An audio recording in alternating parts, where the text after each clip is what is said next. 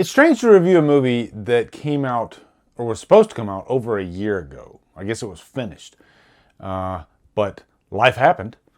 And I guess life happened in this movie that caused the change of events. But thankfully we have directors like John Krasinsky who said, this movie's going to be shown in theaters. No ifs, ands, or buts.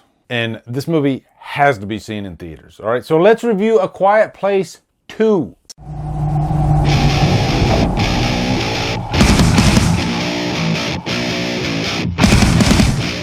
A Quiet Place 2 stars Emily Blunt, Cillian Murphy, and is directed by John Krasinsky.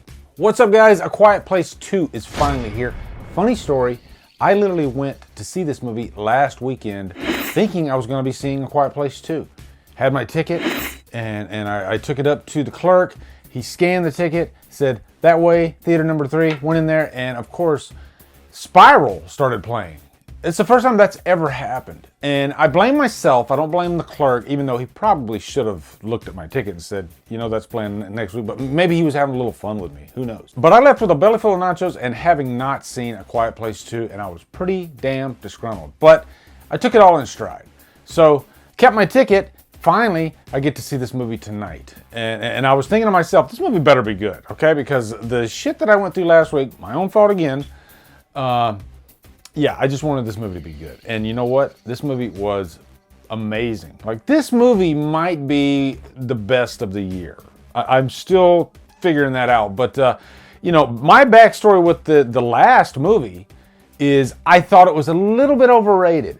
Not to take anything away from the direction, from the emotions in there. Because I did a top 10 cry horror movies. Just movies that are very emotional. And I'll put a card here for that because you should definitely check that out because I did put the first A Quiet Place on there. But my problem with the first one was, I guess, the creatures. And I think they didn't show the creatures that much, which was good. But when they were shown, I wasn't that impressed with them, you know? But I guess that wasn't the point of the movie. But, you know, at the end of the day, I left feeling it was okay. I didn't think it was amazing or anything. This movie, I have a difference of opinion. This movie, I think, is amazing. I think they nail everything, and they end up making the creatures more interesting. So anyway, let's get into the review. Quick plot synopsis. It picks up pretty much where the last one left off. You get this nice little prelude, kind of like what happened before the events of the first movie. Day one, how did this all start? And that is a very pulse-pounding scene. Right away, we get a little bit more as far as like how the creatures got there. But it's just chaos. It's panic. There's very little dialogue once the shit starts going. And the creatures really wallop you over the head in this opening scene. And that's part of what I really loved about the creatures this time around. Just how everybody's reacting to something that they've never seen before. You know, it's like the ultimate oh shit moment.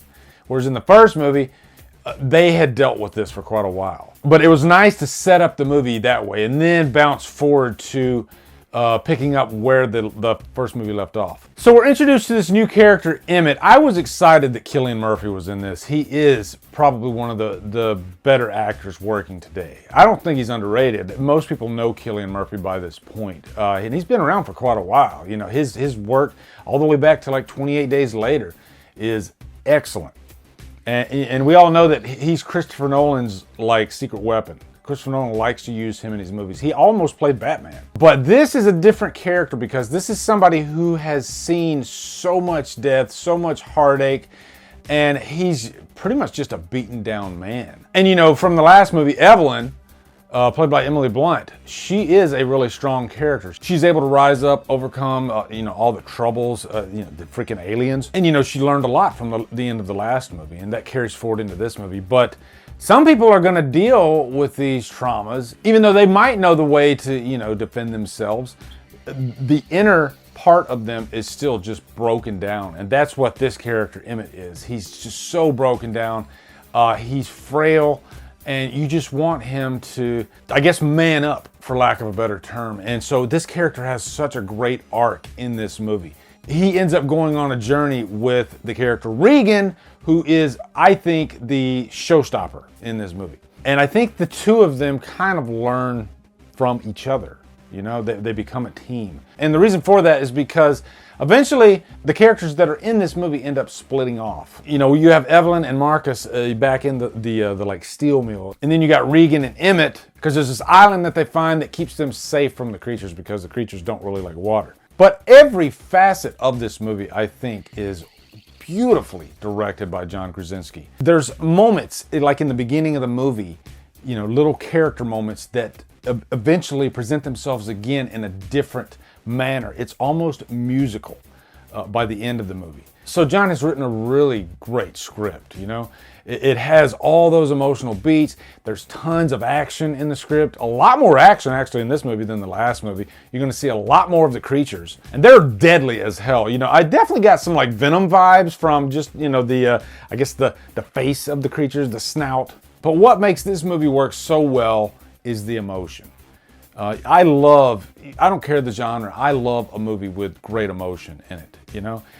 Characters that really just pull the viewer in, and, you know, they pull at your heartstrings. And all of these characters do it wonderfully. And movies that have a game plan and there's like some sort of crescendo at the end, and boy is there a great crescendo at the end of this movie. It all comes together beautifully. Like I mentioned before, Regan, this is the deaf character in the movie, who the actress is actually really deaf. I think she's the most important character in this movie. She's the one that basically says, I need to get out of here and I need to go get help. Her brother is like begging her not to go, but she ends up going. And she's really the strongest character in this movie. I mean, of course, Evelyn's really strong, but she's already proven herself. So this is more about redemption and finding oneself, you know, like Emmett dealing with failure and emotionally rising above that. And of course, Regan, this child who literally has the biggest handicap, being the strongest person in this movie. She's very smart, very resourceful. So in the end, guys, definitely a Trapped on an Island. I was not expecting that at all, just based on my madness, I guess, of the first movie. And I know I'm going to get some negativity on that because a lot of people love the first movie. And don't get me wrong, there's some great stuff in the first movie. The emotion is there.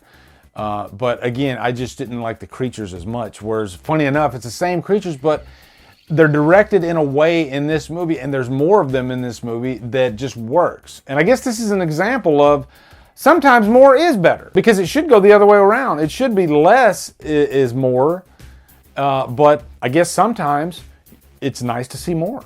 But I can't recommend this movie enough. It surprised the hell out of me. It might be the best of the year. I'll have to go back and look at my top 10 to see. Not sure.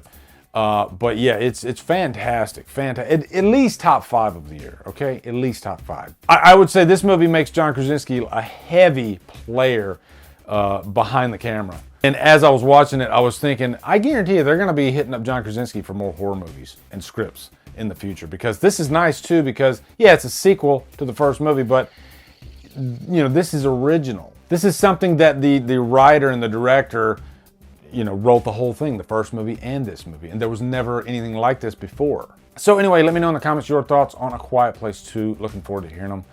Also, be sure to come over to Killer Flicks, where we talk horror all day and every day on Fridays. We do Free for Fridays.